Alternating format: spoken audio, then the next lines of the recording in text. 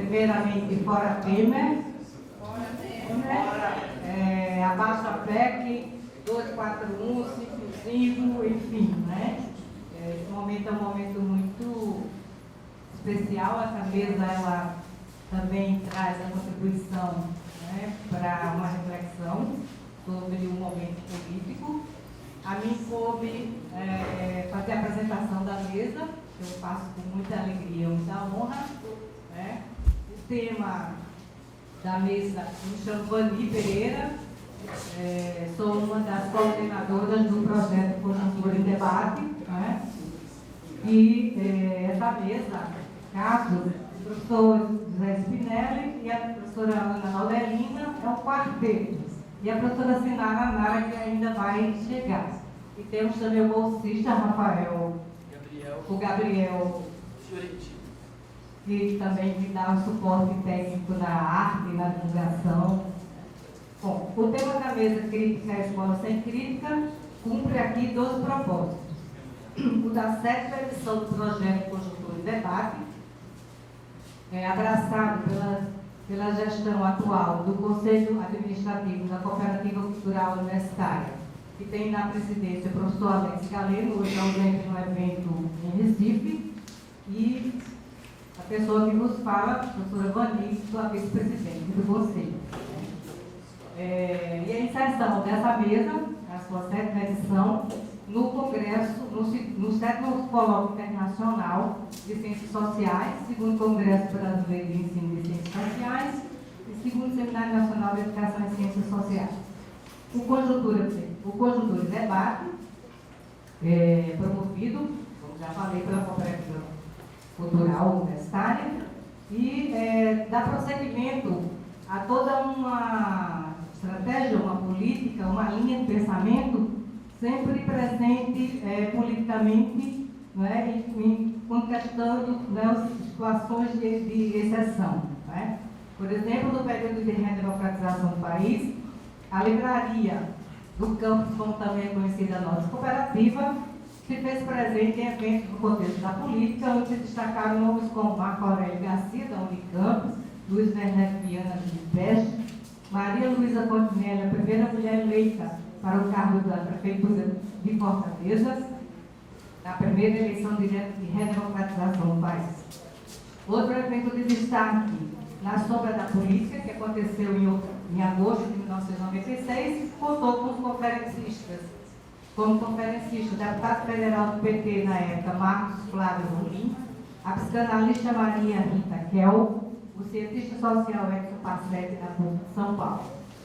De repercussão nacional, esse evento promovido pelo Departamento de Ciências Sociais e Coordenação do Mestrado de Ciências Sociais, na época não era ainda pós-graduação, contou com a colaboração do Grupo de Estudos da Complexidade do GRECOM, do Jornal Dia de Natal e o Caderno Poti, referendado também pelo mandato popular do então vereador Fernando Mineiro, do PT, hoje deputado estadual pela mesma sigla. O protagonismo da Cooperativa Cultural Universitária tem início, na verdade, com sua criação há 39 anos, em setembro de 1977, ao promover o acesso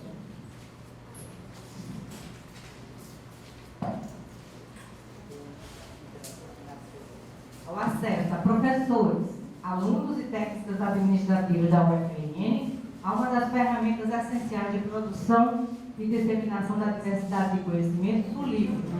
O livro é uma extensão da memória e da imaginação para Jorge Luiz Borges.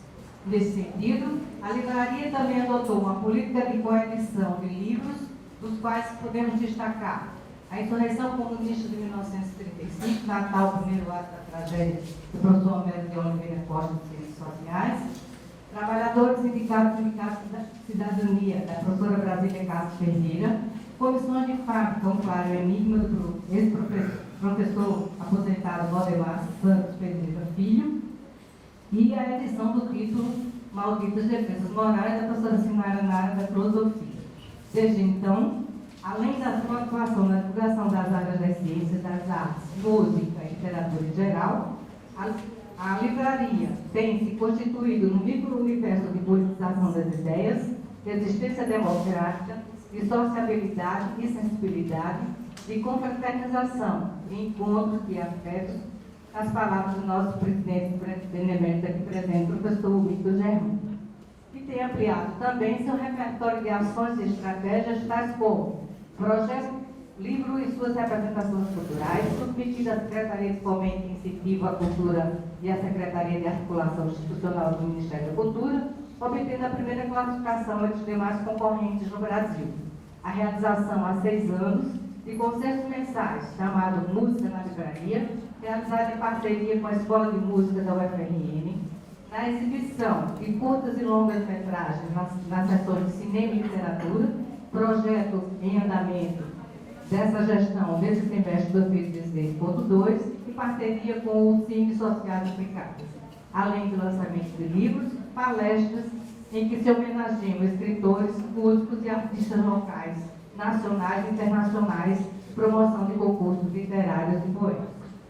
O projeto Conjunto de Debate emerge no contexto do conjunto de ações propostas pelo Comitê da UFRN em defesa da democracia, como forma de resistência à eminência do então golpe de Estado travestido de um impeachment. Realizou sua primeira edição no dia 6 de junho de 2016, abordando o tema Panorama da Conjuntura Política, e contou como convidado o doutor Alexandre Mota, médico, o professor José Wilton Germano, aqui mais uma vez presente, e o professor José Antônio Spinelli, que operou na qualidade de moderador da mesa. Nesta 7ª edição do projeto Conjuntura e Debate, esta 7ª edição conta com uma constelação formada por 3 estrelas de imensa magnitude que despontam nas áreas da educação, ciências e política. Professor José Wilton Germano, que atuará também como mediador na mesa, é professor emérito da UFRN, em reconhecimento ao seu notável desempenho como educador e administrador nessa instituição. Mestre em Sociologia e doutor em Educação pela Universidade Estadual de Campinas, integra o corpo docente do Programa de Pós-Graduação em Ciências Sociais da UFRN, coordena o Grupo de Pesquisa Cultura, Política e Educação desde 1992, desenvolve as linhas de pesquisa Estado da Educação, conflitividades, dinâmicas sociais e subjetividades, políticas educacionais, Estado, governo e políticas públicas, pensamento social, sistema de conhecimento e complexidade. Atuou no Movimento de Educação de Base, MEB, e na Secretaria de Educação do Rio Grande do Norte. Foi pró-reitor de Extensão Universitária da UFRN e vice-presidente do Fórum Nacional de Extensão das Universidades Públicas Brasileiras. Autor do livro Estado Militar e Educação do Brasil, 1964-1985, tem, bem como capítulos, capítulos de livros e vários outros trabalhos publicados no Brasil e no exterior, em revistas, livros e anais de congressos acadêmicos nacionais e internacionais. Foi vice-presidente do Fórum Nacional de Pró-Reitores de Extensão das Universidades Públicas Brasileiras, presidente da Comissão Coordenadora do Plano Institucional de Arte e Cultura da UFRN, não está no lápis, mas não inseri aqui, presidente da Cooperativa Cultural Universitária, por 6 gestões, e atualmente o Conselho atribuiu a ele, como ele já é professor emérito da UFRN, o cargo de presidente benemérito da Cooperativa Cultural Universitária. Dentre a sua produção, destacamos aqui Lendo e Aprendendo, a campanha de Pé no Chão, na sua 3ª edição, a Ecologia dos Saberes do Sistema de Saúde do município de Curaçá, Pará, as missões e a experiência religiosa do Padre Biapina nos sertões do Nordeste, 1860 e 1873, Ordem e Progresso, o discurso político sobre a educação no Brasil autoritário, um liceu para unir a arte, a cultura e a educação do povo potiguar, movimentos sociais e educação superior, um olhar sobre o PNE 2011-2020, e narrativas socioliterárias nas memórias do Brasil, no 29º Congresso ADAS Chile 2013. Professora Márcia Maria Gugel Ribeiro. É doutora em Educação pela Universidade Federal do Rio Grande do Norte, 1997, com estágio sanduíche na Universidade de Caen, França, financiado pela CAPES-MEC. professora associada do Departamento de Práticas Educacionais e Currículo e do Programa de Pós-Graduação em Educação, a UFRN, Educação, Currículo e Práticas Pedagógicas. Atualmente exerce os seguintes cargos: direção do Centro de Educação da UFRN, preside o Fórum de Dirigentes de Faculdades e Centros de Educação e Equivalentes das Universidades Públicas, coordena o Fórum Estadual de Educação do Rio Grande do Norte. É coordenadora do Grupo de Pesquisa Currículo, Saberes e Práticas Educativas, desenvolvendo estudos sobre os seguintes temas: formação docente, currículo, aprendizagem e identidade. Ministrou cursos de especialização, atualização pedagógica e educação em direitos humanos, e dentre suas publicações destacamos Desafios Educacionais no Cotidiano Escolar, O Fazer-se Pedagoga, o lugar onde se tecem os fios da construção identitária, Desafios Educacionais no Cotidiano Escolar, Pesquisa em Educação, Múltiplos Olhares, A Qualidade Social da Educação Pública e os Desafios para sua garantia como direito, Heterogeneidade, Cultura e Educação. Participou de eventos como o segundo Encontro Nacional de Pesquisa e Práticas em Educação, Tecendo Histórias, Agendas de Identidade de Pedagogas de Formação, o segundo Seminário Universidade, Escola e Comunidade, Currículo e Educação Integral, no ano de 2015. Professor Tiago Ingrácia Pereira, muito prazer, seja bem-vindo. É sociólogo, licenciado em bacharel em Ciências Sociais pelo IFCH-UFRGS, mestre e doutor em Educação pelo Programa de Pós-Graduação em Educação da UFRGS, professor adjunto 2 da área de Fundamentos de Educação da Universidade Federal da Fronteira Sul, Erechim, Rio Grande do Sul, e tutor do grupo PET, Conexões de Saberes Práticos, bolsista FNDE. É professor permanente do Programa de Pós-Graduação Profissional em Educação, mestrado profissional em Educação e do Programa de Pós-Graduação Interdisciplinar em Ciências Humanas, mestrado acadêmico. Possui experiência como professor da área de Ciências Sociais em todos os níveis de ensino e em cursos pré-vestibulares populares. Área de pesquisa e extensão, ensino de Sociologia, Sociologia da Educação, Educação Popular, Escola, Universidade Cidadã, Sociologia de Paulo Freire. É vice-presidente da Associação Brasileira de Ensino e Ciências Sociais, APEC-CS, e membro do Fórum Municipal de Educação de Erechim, Rio Grande do Sul. Dentre os artigos, livros, capítulos de livros, textos e jornais e revistas e eventos, destacamos Acesso e Permanência no Ensino Superior, Problematizando a Evasão em uma Nova Universidade Federal, A Turma Não Leu o Texto, Reflexões a partir da Educação Popular e da Sociologia da Leitura na Universidade, Classes Populares na Universidade Pública Brasileira e suas contradições, a experiência do Alto Uruguai Gaúcho. Organizou Docência em Sociologia, Reflexões, Relatos de Práticas e Experiências, Aprender e Ensinar com Paulo Freire por uma Escola Emancipatória, ProUni, na fronteira entre o público e o privado, a pesquisa com o princípio do grupo Praxis, PET, Conexões de Saberes, o voto e a escola, repensando a nossa feira de livros, do polo para a praça, educação igual em sociedade desigual, novo curso, velhos desafios, a licenciatura em Ciências Sociais na Universidade Federal da Fronteira do Sul, campus Erechim, Paulo Freire e a formação de professores de Sociologia, Educação Popular, Saberes e Aprendizagem e Transformação, Rumos de uma Nova Universidade, Inovação, Modernização e Novos Horizontes, Currículos Curriculares e Pedagógicos. Participou dos eventos recentemente do primeiro Fórum de Leitura de Paulo Freire e os Freirianos Provocações. Professor Wilson Germano, por favor, senhor convidado a assumir o professor Tiago, a professora Márcia Gugel, assumir os seus lugares na mesa e desejo a todos uma boa noite de trabalho e reflexão.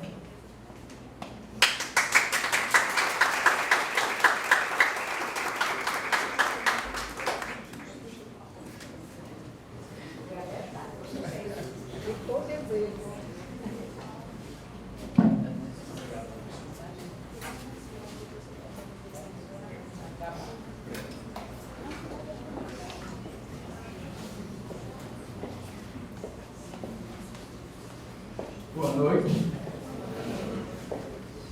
Quero saudar os presentes a esse importante evento, saudar os meus colegas de mesa, o professor Tiago Graça, o professor Márcio Miguel, dizer que estamos aqui para refletir sobre um tema candente do nosso tempo, um tema extremamente significativo.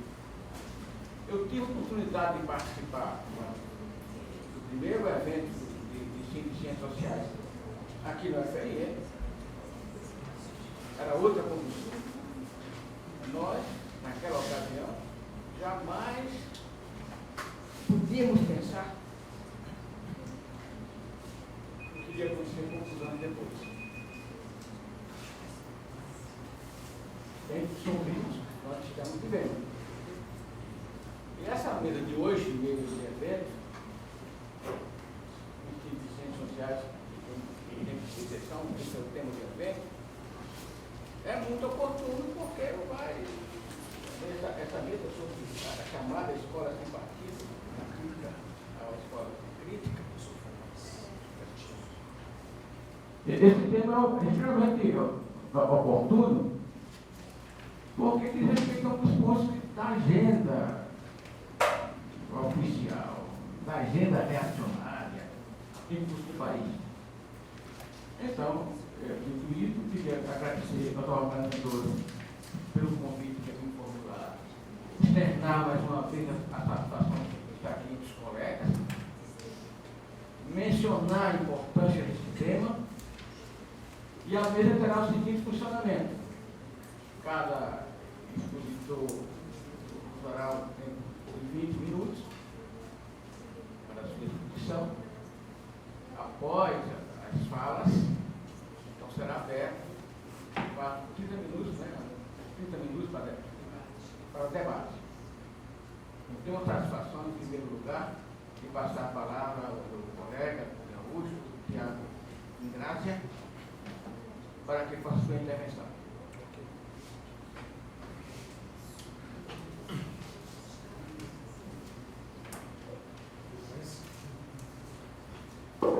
Muito obrigado, então, professora. Quero saudar, né? Para mim é uma honra compartilhar essa mesa com o senhor e com a professora. Quero cumprimentar todos e todas, dar meu boa noite, dizer da minha satisfação e da responsabilidade de estar dialogando aqui com os colegas a respeito de um tema que vem mobilizando a comunidade acadêmica, mas não só ela. Hoje há um debate que tem uma penetração na grande mídia, na qual muitas vezes as pessoas acabam tendo opinião, mas num cenário onde nós temos pouco conhecimento sobre esse tema. Tá? De alguma forma, talvez a contribuição nesse sentido é de algumas perspectivas possíveis sobre esse projeto de lei denominado Escola Sem Partido, Escola da Mordaça, como tem aparecido em alguns canais. Tá? Acho que é um momento apropriado de nós, como comunidade acadêmica, como professores da educação básica, como corpo docente, discente de uma instituição pública, trazermos esse debate tentando fugir da sua polêmica. Ou seja, reconhecer que há um debate hoje colocado, inclusive na opinião pública, e que esse debate não pode, na minha avaliação, estar dissociado de uma conjuntura política mais ampla, que envolve, inclusive, um projeto mais profundo de reforma do Estado brasileiro, que, na minha avaliação, concordando com algumas tendências que têm se colocado para debate, sequer é obra do governo Temer, mas que já vinha se esboçando, inclusive, antes do governo Temer.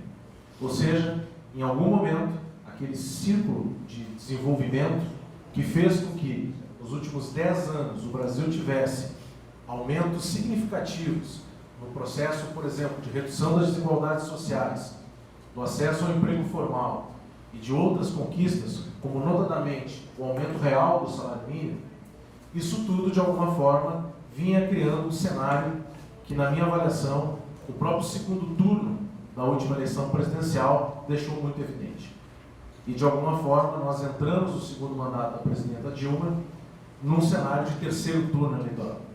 Tá? E que isso já sinalizava para questões tanto do âmbito político, de disputas ideológicas de posições, talvez de um espectro mais conservador, que vinham, de alguma forma, num segundo plano da nossa sociedade, elas ganhassem força e, inclusive, dentro do jogo político, por um certo desgaste do bloco hegemonizado pelo Partido dos Trabalhadores, a gente acabou tendo as contradições que geraram o processo político de um golpe, caracterizado por muitos como de um golpe parlamentar, jurídico e midiático.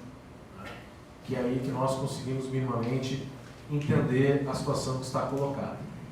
Para além de uma análise de conjuntura mais ampla, que seguramente não é o foco dessa nossa mesa, eu vou me deter então em 3 rápidas problematizações, no sentido de provocar o debate, a respeito desse projeto de lei que vem, e se a gente lê o texto, e aqui eu faço um convite a todos e todas que leiam o texto do projeto de lei, é bastante importante, claro, nós participarmos de espaços de debate, de nós acompanharmos posições que hoje, falo aqui para pessoas que tenham acesso à internet, há muita informação disponível. Nos cabe, como instância crítica, a leitura mais acurada da realidade, para nela também ter condições de intervir.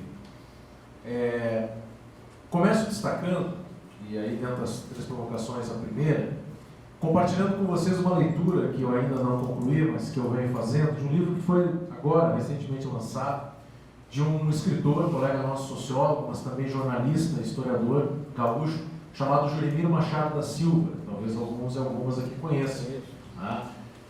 O professor Juremir, ele tem produzido um conjunto de reflexões, inclusive utilizando o gênero crônica. Ele escreve no Jornal Diário, no Rio Grande do Sul, Correio do Povo. E esse livro agora, que foi publicado recentemente, chamado Corruptos de Estimação e outros textos sobre o golpe hiperreal, há um capítulo, originado de uma crônica publicada nesse jornal que eu referia, questionando a escola sem partido. Inclusive o título é Escola sem Partido. E eu gostaria de compartilhar com vocês uma breve passagem dessa reflexão do professor Juremir, que eu acho que ela é relevante para nós enfrentarmos esse tema. Provoca o professor.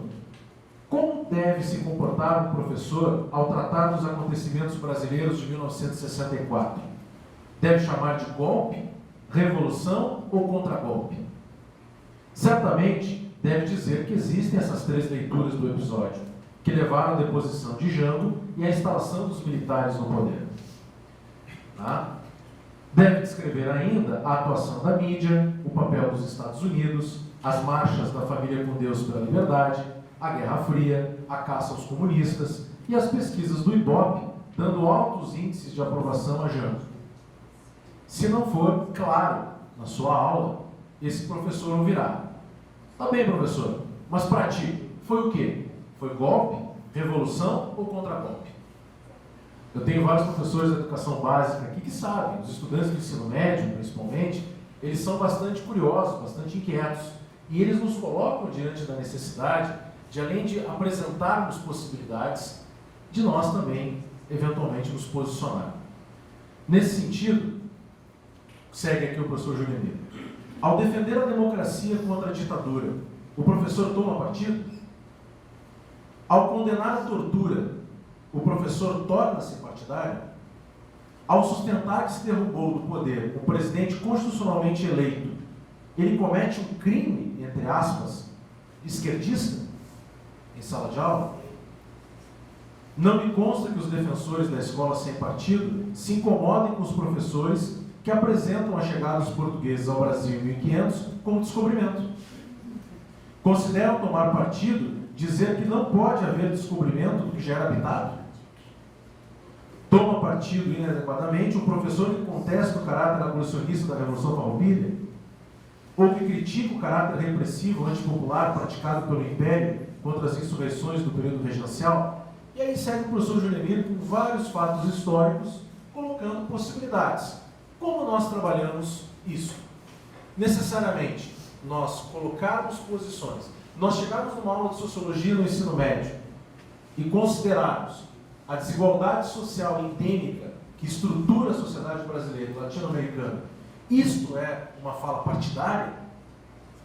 Como que nós vamos tratar questões sem, e principalmente no campo reflexivo, né, a partir das ciências humanas, como que nós vamos tratar isso? Estou pensando aqui nem numa realidade universitária, uma realidade de educação básica, sem apresentar essas possibilidades e sem, de alguma forma, tecer, tá, análise sobre o fenômeno. Parece muito complicado, né, gente? Parece impossível. E isso não só parece, como isso faz parte do debate epistemológico no campo da filosofia, da ciência, da própria epistemologia, né, como ramo da filosofia, preocupado com as questões do conhecimento, de que, na verdade, nós não produzimos, não somos capazes de produzir um conhecimento neutro. Portanto, a primeira questão que me parece problemática na proposta, e vejo que eu estou tentando fugir da polêmica e de discussões que já estão mais presentes, para ofertar talvez um outro referencial de análise, ou mais um referencial possível, é de que o projeto de lei da Escola Sem Partido, ele é uma afronta ao debate epistemológico dos últimos 150 anos no mínimo. Porque trabalha a partir de uma perspectiva de uma possível neutralidade num contexto onde nós, de alguma forma, estamos também falando a partir daí de um campo científico, sabemos que nós não temos neutralidade. Talvez o que nós devemos, para não simplesmente, tá, ficarmos no nível da doxa, portanto, na opinião, mas atingirmos o nível da episteme, que é o nível do conhecimento, talvez o que nós devemos, sim, é exercitar aquilo que a sociologia francesa fala da vigilância epistemológica. Nós não estamos também numa aula para doutrinar alunos. Nós não estamos numa atividade como essa para gerar isso aqui no pior sentido da expressão, por mais que eu, sem dúvida, fale de algum lugar. Fale como sujeito social, constituído, posicionado, e que isso independe, tá, da rigorosidade acadêmica da minha atividade. Então, uma primeira consideração é essa afronta a um debate epistemológico de 150 anos que esse projeto coloca, e que aí entra imediatamente na segunda questão que eu queria chamar a atenção, que é uma discussão que eu vou me apoiar um pouco aqui, né, para que a gente possa talvez refletir junto, num famoso artigo que analisa a sociologia da educação de Bourdieu, né, de Nogueira e Nogueira, né, que muitos aqui devem ter lido, estudado e conhecem, não, é um artigo interessante para se compreender a sociologia da educação de Bourdieu. É um artigo já de 2002, né, mas que os professores Cláudio Nogueira e Maria Alice Nogueira acabam trazendo, né, informações e problematizando aspectos da teoria sociológica de Bourdieu relacionados à educação. Esse artigo teve uma boa penetração aqui, enfim, na sociologia brasileira. E eu quero considerar dois aspectos desse artigo para chegar na segunda problematização que eu gostaria de levantar. Na página 28 desse artigo, dizem o seguinte os autores: a escola não seria uma instância neutra que transmitiria uma forma de conhecimento intrinsecamente superior e que avaliaria os alunos a partir de critérios universalistas. Mas, ao contrário, dentro da perspectiva de Bourdieu, que está sendo examinado, seria uma instituição, a escola, a serviço da reprodução e legitimação da dominação exercida pelas classes dominantes. Nós sabemos que Bourdieu, como contemporâneo, promove uma possibilidade de uma teoria social de síntese e vai beber, evidentemente, como bom contemporâneo, nos clássicos. Então, há, sim, uma perspectiva marxiana em Bourdieu, há, sim, uma leitura do Durkheimiano e funcionalista em Bourdieu e também uma leitura weberiana. Tá? Ele, como um autor que acaba se tornando referência, se tornou, inclusive, fazer uma sociologia de síntese partindo da leitura e reinterpretação dos clássicos. Pois bem, o que sinaliza esse texto, essa pequena passagem, o que dialoga com a proposta da teoria da reprodução dos anos 60, 70, e que, de alguma forma, ainda não está completamente superado, por mais que há outras possibilidades de análise, né?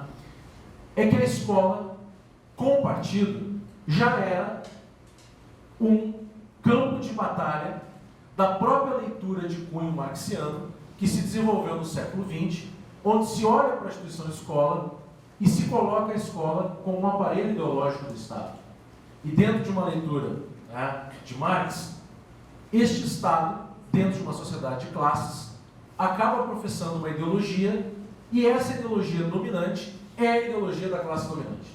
Portanto, os ramos, né, os braços do Estado, as instituições de ensino, os currículos, seriam permeados, sim, por essa ideologia que se colocaria como oficial, que se colocaria como dominante, mas que na verdade corresponderia a estratos, né, de classe, principalmente da correlação de forças no âmbito da sociedade.